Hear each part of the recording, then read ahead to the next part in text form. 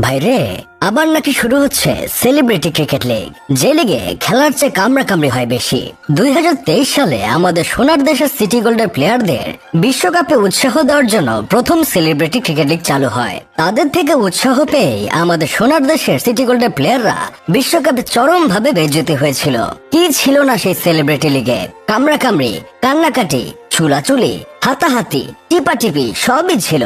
আমার তো মাঝে মাঝে মনে হচ্ছিল আমি কি ক্রিকেট ম্যাচ দেখছি নাকি রেসলিং দেখছি, উপরওয়ালা ভালো জানে। তাছাড়া সেলিব্রিটি ক্রিকেট লিগে আমি অর্ধেক সেলিব্রিটিকে চিনতে পারি নাই। এরা কবে সেলিব্রিটি হয়েছে? ওদের কে সেলিব্রিটি বানাইছে?